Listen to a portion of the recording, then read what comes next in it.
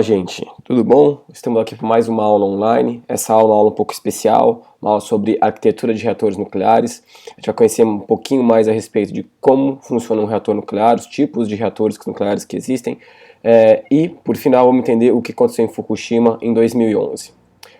Os primeiros reatores que foram construídos em escala global, né, os reatores que a gente chama de reatores de primeira geração, eles eram do tipo BWR, ou seja, são reatores onde a água ferve, né, então reatores de água fervente. Se nós dermos uma olhada um pouco mais aprofundada no funcionamento desses reatores, nós podemos ver que ele funciona da seguinte maneira.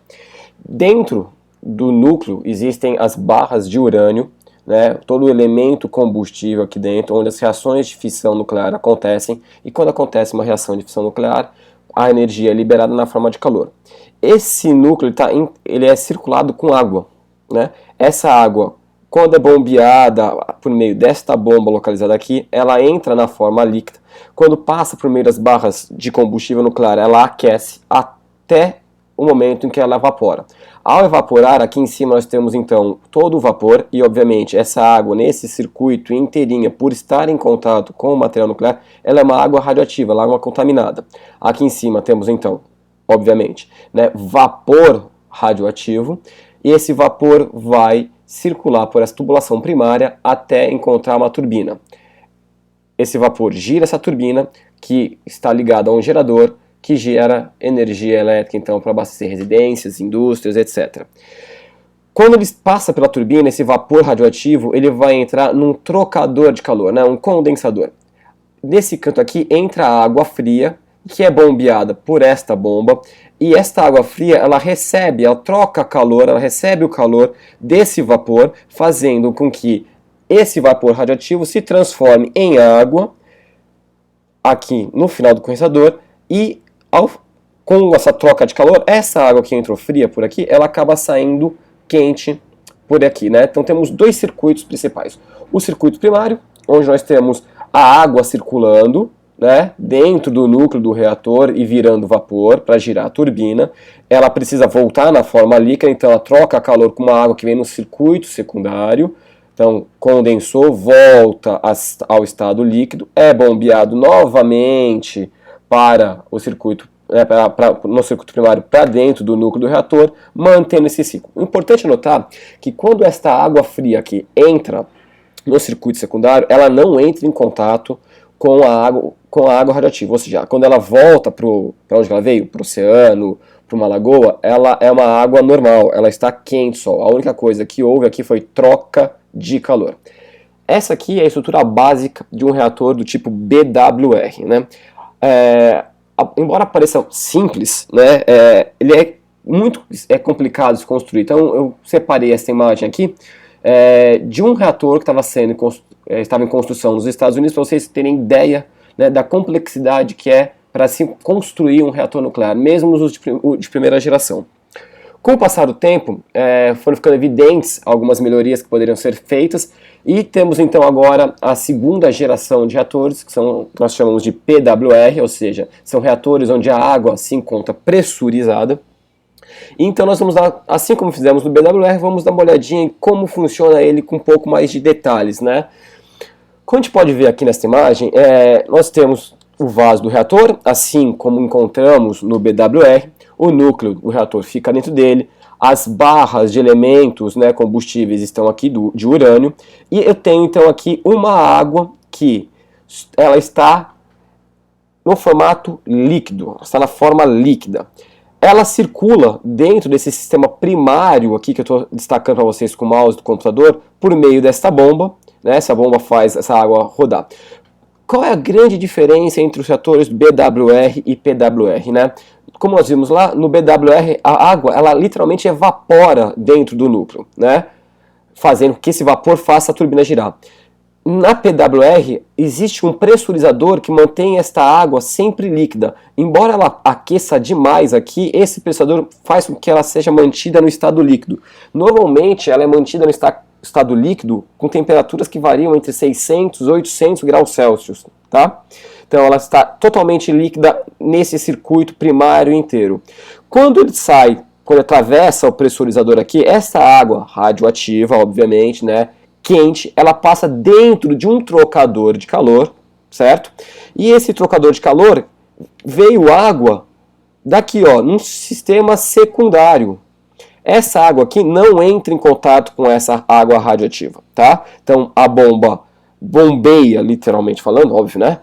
Essa água para o trocador de calor, é um cano girando, passando por dentro do outro, ocorre então troca de calor, essa água quente, 600, 800 graus Celsius, na forma líquida, passa o calor para esta água aqui, ela evapora com tamanha quantidade de calor, esse vapor nesse sistema secundário passa por aqui, gira a turbina, essa turbina está ligada ao gerador de energia elétrica, que vai novamente, então, assim como no caso do BWR, abastecer as indústrias, as casas, os shoppings, enfim, né? Depois de a turbina, esse vapor, ele continua, nós temos agora um novo elemento, um terceiro sistema de água, né? O sistema de água terciário, onde a água do mar, do oceano, da lagoa, ela entra, é bombeada por essa bomba, e esse vapor aqui, que não é radioativo, porque esse sistema secundário está isolado do núcleo do reator, né, da água radioativa, ele vai então trocar calor, então todo o vapor, esse calor existente do vapor, vai ser passado aqui para esse sistema, essa água então ela entra fria e sai quente por esse lado, voltando para o local de origem dela quente, e essa água então ela é condensada, ela passa da forma de vapor para a forma líquida, é bombeada novamente, então ela fica circulando nesse sistema secundário. Então o que a gente pode evidenciar aqui é que nós temos três sistemas. O primário, onde roda e onde circula a água no estado líquido, com temperaturas altíssimas, entre 600 e 800 graus Celsius, ela está pressurizada, por isso que ela não evapora, ela passa por dentro de um trocador de calor, que faz com que a água que esteja dentro dele evapore, esse vapor gira uma turbina que gera uma corrente elétrica, né, que produz uma corrente elétrica, ela troca calor por um terceiro, mais uma troca de calor, por um sistema terciário, onde esse vapor volta para o estado líquido, voltando então para trocar calor aqui. A água entrou fria por aqui, ela entra fria por aqui, perdão, e sai no estado, uma temperatura um pouco mais alta. Esse é o sistema PWR, ou seja, o P é de água pressurizada, a água não evapora no núcleo, e isso traz uma segurança muito maior para esse tipo de reator nuclear quando a gente compara com o BWR, onde a gente pode ver que a água evapora lá dentro. A gente vai entender melhor essa diferença de segurança quando for falar do acidente que aconteceu em Fukushima, no Japão, agora em 2011, né? Foi o segundo pior acidente nuclear da história, tá? A gente vai ver com mais detalhes, vai entender um pouquinho melhor, né? Agora, a questão que nós precisamos é a seguinte: por que a gente precisa de água, né? Tanta água assim dentro de um reator nuclear? Obviamente que a gente precisa resfriar, né? As reações de fissão nuclear que acontecem dentro do núcleo do reator, elas liberam uma quantidade de calor muito grande. Então, quando eu uso a água, eu faço essa água evaporar, é para girar uma turbina. É exatamente o que acontece numa termoelétrica, né? Só que ao invés de nós usarmos o calor produzido, liberado por reações de fissão nuclear, nós utilizamos pela queima de combustíveis fósseis, gás natural, carvão mineral, hoje em dia lixo também, né? Então ainda assim lá nós fazemos a água evaporar, aqui não é diferente, tá? Então se você for ver, se a gente reparar, todas as usinas nucleares elas estão próximas, né, a uma lagoa, um rio ou ao próprio mar. Aqui nós temos a usina nuclear de Angra dos Reis, as duas usinas, Angra 1 e Angra 2, né? Você pode ver que temos duas usinas, um núcleo de reator nuclear, um reator nuclear aqui, outro nuclear aqui está o Oceano Atlântico. Então a água, para ter essa troca, no Brasil esse reator é PWR, né? Então a água que entra lá no sistema terciário, ela vem aqui do mar, certo? Reatores nucleares espalhados pelo mundo, sempre tem água, como a gente pode ver bem na frente do reator nuclear. Esse outro que tem um rio passando aqui ao lado, um outro que se encontra com este outro rio passando por aqui para resfriar o reator nuclear. O núcleo dele está aqui. Interessante que essas duas chaminés, as pessoas às vezes acreditam que isso aqui é poluição radioativa, na verdade isso aqui é vapor d'água, né, que está saindo aqui, não tem nada de gás carbônico. Uma usina nuclear não libera gás carbônico. Tá? Existe uma liberação de gás carbônico no processo de produção, né, do ciclo do combustível nuclear. Ela é muito pequena, essa produção, ela é muito pequena, mas a usina em si ela não libera. Aqui, de novo, duas chaminés liberando fumaça. Às vezes as pessoas acham que isso daqui é gás carbônico, não é gás carbônico, é vapor d'água. Temos dois reatores nucleares aqui, um nessa posição, outro nessa posição, como se estivesse meio que numa ilha, né? Não, então aqui o rio está fazendo uma voltinha, então toda essa água aqui é utilizada para resfriar. O interessante, óbvio, que quando a gente coloca um reator nuclear, vai existir uma alteração ambiental, não por causa da radiação, né? Porque a radiação ela é controlada, tem níveis de radiação que são seguros. Mas, quando a gente pensa que a água que está fria aqui, ela entra no reator, ela troca calor com aquela água do sistema secundário, levando em consideração que essa água, que esse reator aqui é um tipo PWR, ou se nós pensarmos no reator do tipo BWR, quando troca calor com o sistema primário. Ao retornar essa água, ela volta uma água quente. Por estar quente, obviamente, nós vamos ter alterações de fauna, de flora aquática, aqui nos rios ou no mar, que você tem, então, aí próximo a um reator nuclear. Certo? Para isso que serve então a água, por isso que elas estão próximas. Vamos ver então o que aconteceu em Fukushima, no Japão, que levou ao segundo acidente pior da história da humanidade. O primeiro é o acidente nuclear de Chernobyl, né, na década de 80. Né? Então, o que aconteceu em Fukushima? Fukushima é uma cidade, os reatores nucleares ficam voltados de frente para o mar e houve um terremoto extremamente violento, atingiu 9 graus de magnitude, né, na costa leste do Japão. Esse terremoto, como vocês podem ver aqui na imagem, ele produziu um tsunami e esse tsunami atingiu a costa leste do Japão, né? Então, você vê que Tóquio, a capital do Japão, está aqui embaixo, né? E as ondas gigantes aconteceram.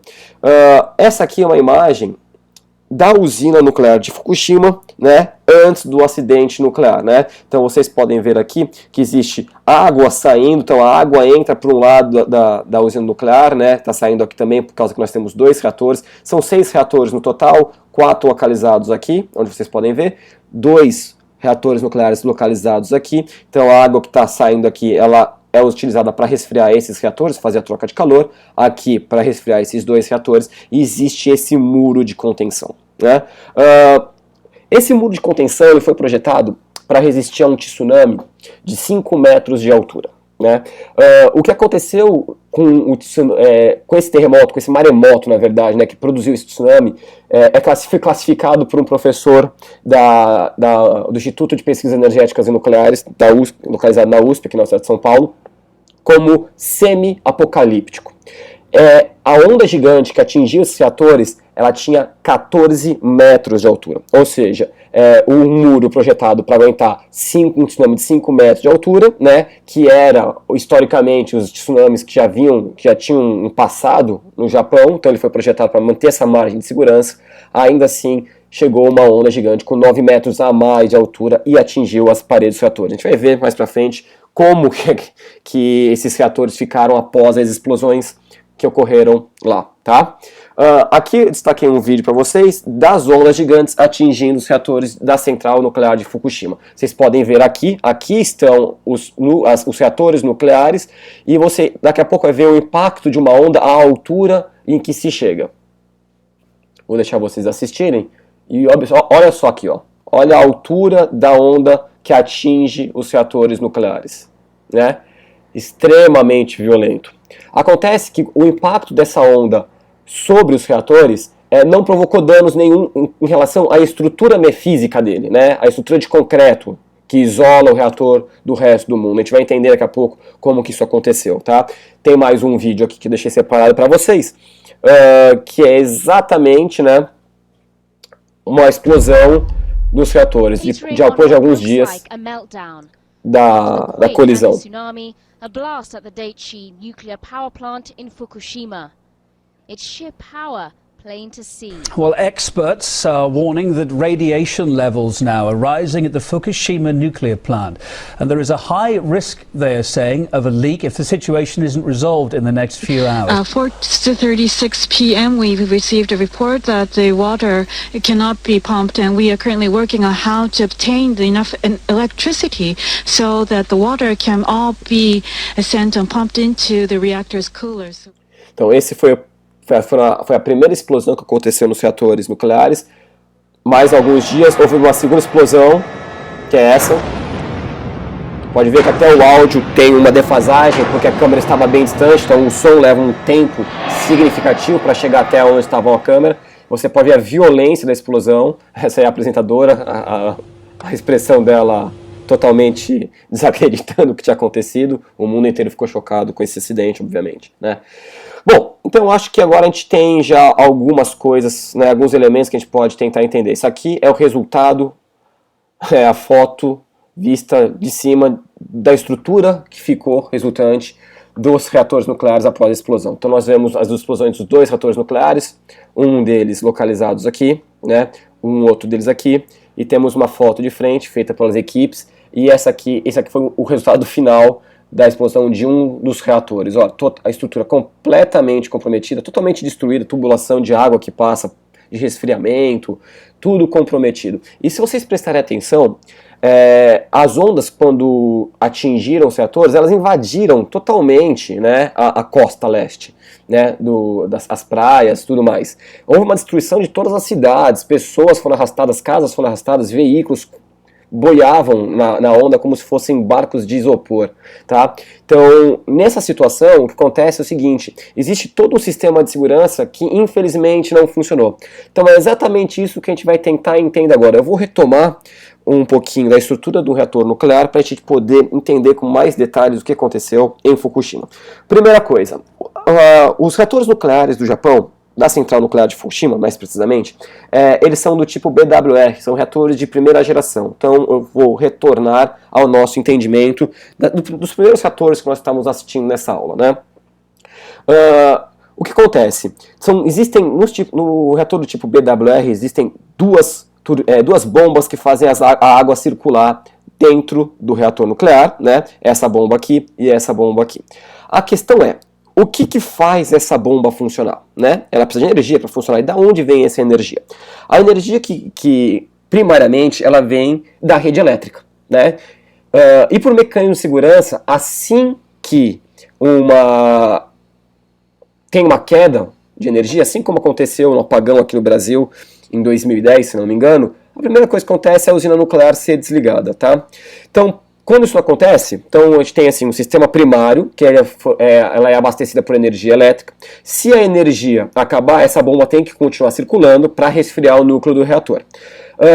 Acabando a luz, então, assume automaticamente um sistema secundário, que é feito ele é feito um gerador a diesel, certo? Esse gerador a diesel ele entra em funcionamento, volta a manter o funcionamento da bomba para garantir a circulação de água. E se por acaso o gerador a diesel também não funcionar? Vamos imaginar que aconteceu alguma coisa, né? Existe ainda um outro sistema, ou seja, um sistema de triplicata, né? Ele é redundante 3 vezes, né? Na ausência de um, automaticamente entra o segundo, na ausência do segundo entra um terceiro sistema de segurança, que são baterias, certo? O que aconteceu então em Fukushima? Quando a onda gigante atingiu a central nuclear de Fukushima, as paredes do reator, dos reatores, elas aguentaram tranquilamente o impacto da onda sobre elas. Na verdade, um reator nuclear, a parede de concreto, ela é projetada para aguentar a queda de um Boeing 737 caindo a 10 mil pés de altitude em cima dela. Não foi esse o problema.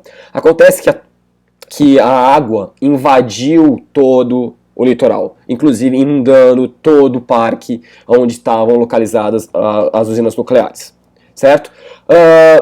Houve uma queda da energia elétrica, por motivos óbvios, né? Todas as torres de transmissão foram destruídas, houve um corte no fornecimento, então o que nós esperaríamos é que o sistema secundário de segurança, ou seja, as bombas a diesel, elas entrassem em funcionamento. Essas bombas a diesel, elas ficam localizadas fora do prédio, do núcleo do reator, né? Ela fica fora. O que acontece? Como a onda gigante ela tomou todo o litoral, essas bombas, esses geradores a diesel, eles foram inundados. Eles não conseguiram entrar em funcionamento. Ainda bem, temos o terceiro sistema de segurança para garantir, na ausência do primeiro e do segundo, que ainda se funcione. As baterias foram acionadas. Acontece que as baterias têm uma autonomia de 2 a 3 horas, que seria um tempo suficiente para tentar se reestabelecer ou a energia elétrica ou as bombas a diesel, os geradores a diesel. O que acontece é o seguinte: o tsunami provocou muitas mortes, né? E ficou inacessível o local.